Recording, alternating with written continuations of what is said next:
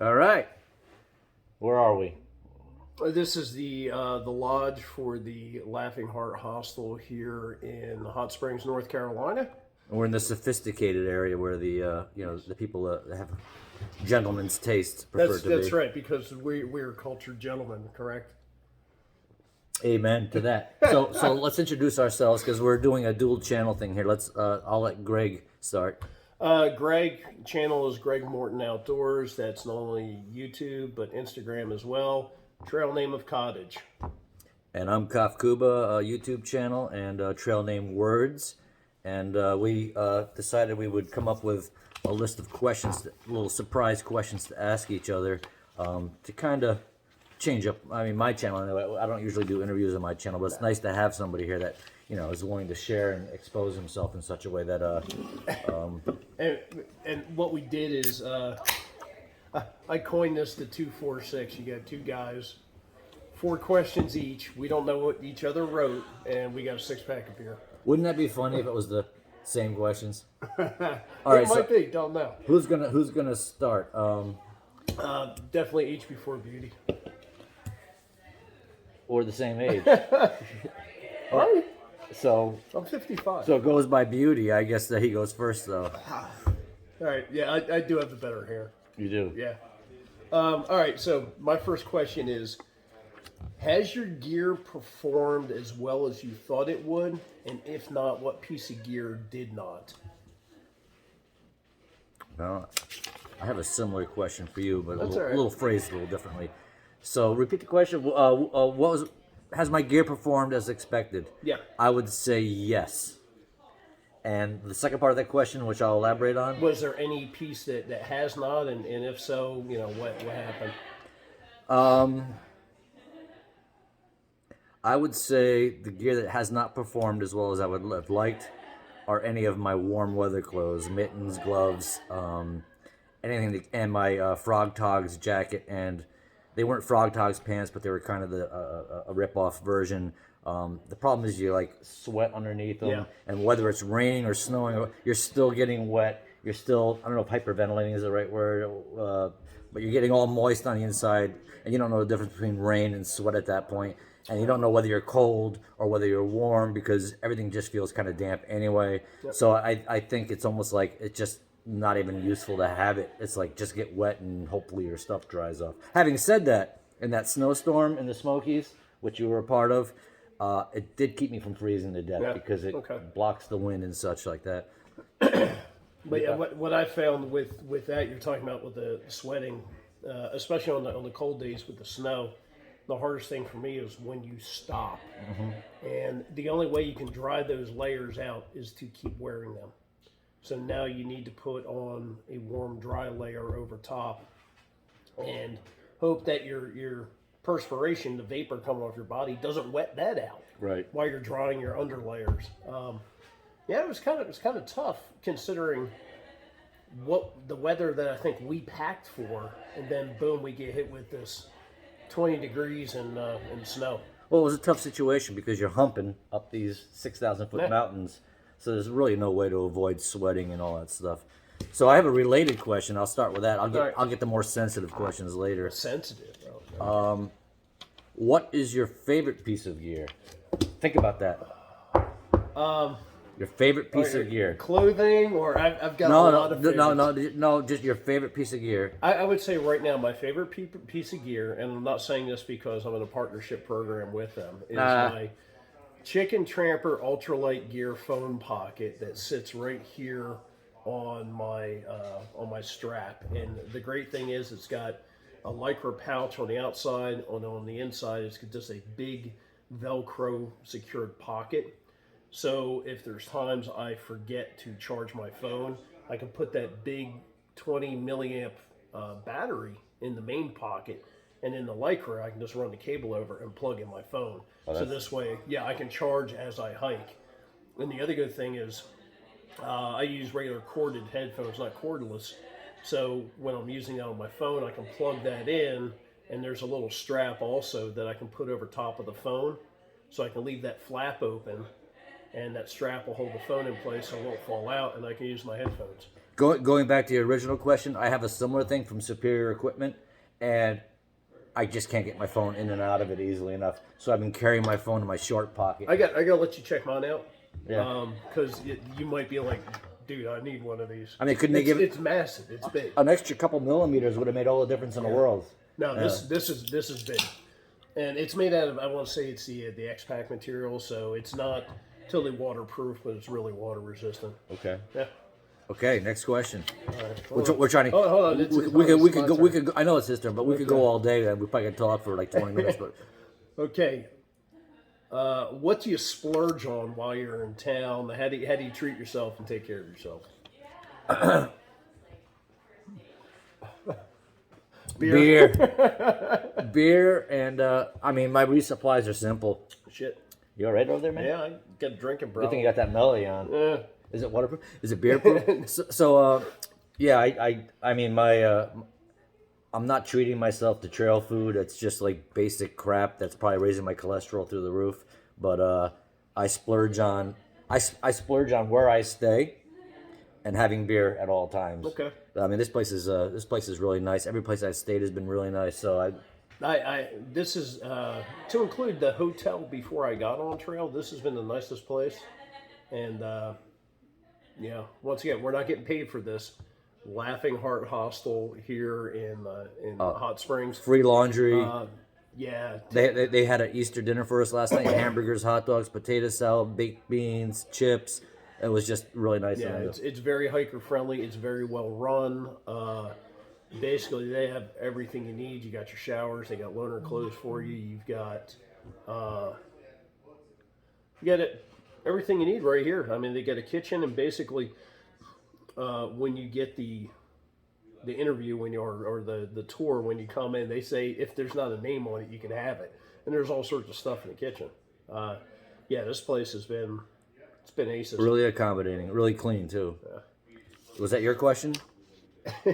Yeah, that one was mine. Okay, here's my second question. What have you mailed home or have not used? Haven't mailed anything home yet. What haven't I? The only stuff I really haven't used are repair items like duct tape, extra cordage, stuff like that. Everything else, I mean, I ended up getting a big stupid injury here on my heel, so I used everything or a lot of stuff out of my first aid kit, which I think I underpacked on that. And here's a tip for you guys. You might people might say, "Oh, your first aid kit, you only need like a Band-Aid and 2 aspirin, because you can just jump off wherever you are and get to town." No, it's not that simple. No, it's not. I ended up 3 days out from town, and my last day for bandages, I cut up a buff and made a bandage out of that. So that goes back to something we were talking about last night with our. We should have been filming last night. Our biggest surprises on the trail and stuff like that. So we've had a few surprises. Not to change the subject, but yeah. that's fits that category. I think. But I think everything else, as far as clothing and gear and stuff like that, I've used it all. Yeah, definitely. I haven't mailed back anything, but there's a lot of things I haven't used. I brought contacts. I brought backup glasses in case something happened with these. I've got more buffs than I probably could need, but I'm not going to give them up because I break these glasses or something happens, or I need contacts because I'm fogging up or icing up. I just can't get rid of it yet. Yeah. Now, I do know, I think when it starts to warm up, I don't know, maybe I'll get rid of my, send my, puffy jacket home or something like that. But, yeah, right now, no, haven't sent anything back. Nice. All right. Third question here. What is your happiest moment on trail? Getting off trail. I got to be honest with you. I got to be honest. I like sleeping in the tent. I think the tent is really cozy, having all your stuff in a little space and your own privacy and the ability to, like, at night you can go look at far out and see where you're going next and maybe upload a video if you have any more than 1 bar of 4G or just texting family and stuff like that. But the taking down the tent in the morning is miserable. But I find joy in being in the tent. Yeah. Okay. You? I had a couple of days, and actually they were both in the Smokies, and that was the weird thing is the Smokies gave me my worst day, my only day when I did not want to be here. Not quit, but I didn't want to be on trail. But it also gave me my favorite sections of trail. And there was one day that I was just as happy as a pig in shit, even though it was like wet and muddy and all that stuff. But I knew at that point in time, I was at the right place at the right time. I was exactly where I was supposed to be. And that was on that trail hiking. And I was having a freaking blast. I don't know why. It's weird. It's okay. Nope. Yeah. By the way, he came up to me at Natahala. Is that the right pronunciation? Yeah, the knock. He like recognized me from my YouTube channel. I'm like, so that he was one of my incentives for being out here. I appreciate that. Then he pepper sprayed me. He was like, "Stalker." Probably is a stalker, but you know. So, whose question is it? My turn. Yeah, it's your turn. All right. What do you think about every step of every day on the trail while you're sludging through the ascents and descents and mud and snow and rain? What is on your mind all day? How do you occupy your brain? I think about all different things. It depends. I mean, if I got music going, I will sing and I will freaking dance while I'm on trail. He's a happy guy. Yeah, I mean, it's just if I get. Geez, keep getting text messages. If I get... Ever heard of airplane mode, guy? No. If I get a text message, if I get a good song going or something like that, yeah, I'm like freaking dancing down trail. And that's why I think that no bears would ever attack me because they're like, oh my God, this guy's a total freak. Yeah, just you go over different things, maybe different things from your life. It gives you a chance to reflect. Reflect on past events, relationships, stuff like that. My dad passed away in the early 90s. Actually, I was in Saudi Arabia for Desert Storm, and I had to get pulled out on emergency leave. But, I think about him, too. And I think about what does he see? What does he think about me on this hike? That's nice. Yeah. That's nice. How about you? Well, I find that I'm so busy trying not to stub my foot on every root and rock and not fall and sprain my ankle and bust my chops. But I'm not as optimistic and happy as Greg is. So I find myself continually punishing myself with self-doubt and self-hatred. But at the same time, I do spend a lot of time thinking about family and missing people and quite honestly praying that I could make it because it's very difficult. It's very hard. Yeah. And I'll be honest too. I've had conversation with God too. Please don't rain on me today, man. I can't freaking take it. If you don't know God, you'll find him out here. Please don't let me freeze to death and get hypothermia or fall and break my skull open. Please, no more snow. Please let the campsite be over this next hill. I think he's fucking with me, though, because a few times he's answered my prayers, and a few other times he throws a little trick in there. He tests you. Yeah. Yeah, it's a test. All right. Okay. And you kind of hit on a little bit of this, but what do you miss the most? That's my question. Oh, awesome. We have the same last question. We got all touchy-feely here in the last in the ninth inning here at the Laughing Heart Hostel. I miss waking up next to a human body that loves me and my dog between my legs and crowding for space on the bed, but it's like that proximity with other living beings and my 2 kids and 3 kids actually. I just and I miss and I've said this in a bunch of my videos. I miss actually being there to help others and provide some service, and I've beat myself up a bit. I'm out here. It seems like a selfish endeavor to a certain degree. It is. Yeah, I think so. That's the only reason why you're out here is for you. Yeah, except I haven't found what the for me is. So you got a lot of walking left to do. Oh yeah, I know. We're only 1/10 into this or 1/20th. So that was my same question to you. What do you miss most about your, I call it real life, because this is not real life, I don't think. Yeah, definitely wife and daughter. You know, being in the Army for 27 years, I did, 6 years of that was on various deployments. So I missed out a lot on my daughter when she was really young. And here recently, she had her first job interview. And hopefully tomorrow we'll find out if she got her job or not. So this is not new territory. No. You're like missing your family again. Yeah, absolutely. But we've been through stuff for longer periods of time. A year, 15 months. So this isn't too strange. And definitely, you got the communication is a lot better now than it was. Trying to call from Baghdad. But yeah, definitely miss being with family. Definitely miss the pets, the dogs, even the freaking cat. Miss getting in the kitchen and cooking. Yeah, I don't miss cooking. Oh, Rachel takes care of all that for me. But I I do love miss cooking. her cooking because this food sucks.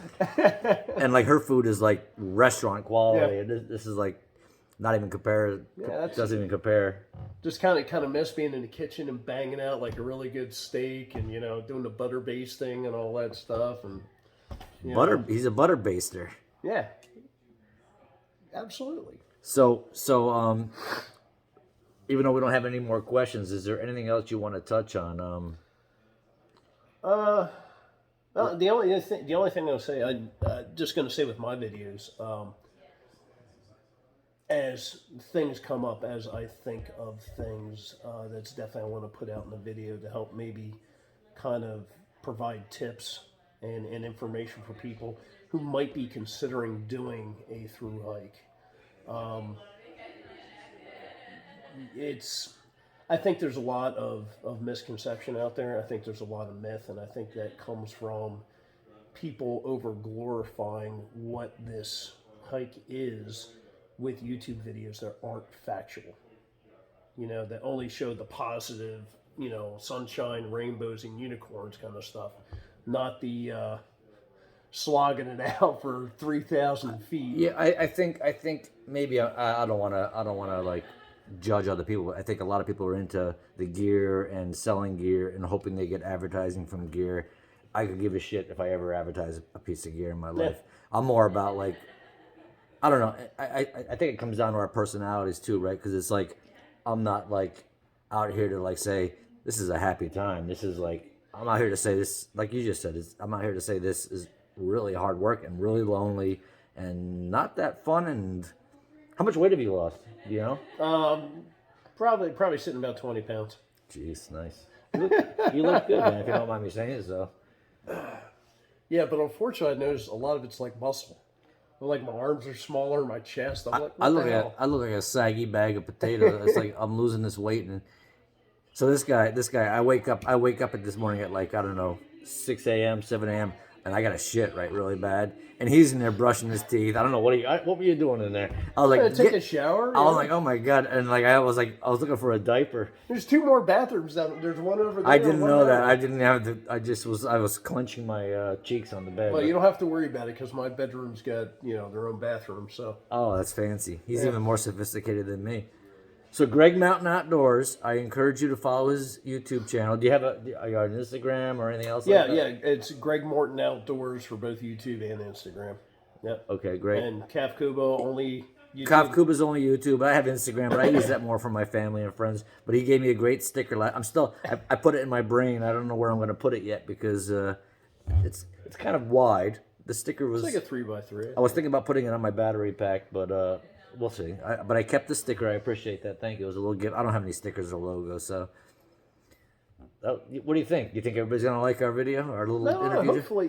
Let us know below. I mean, we're going to both put the same videos up.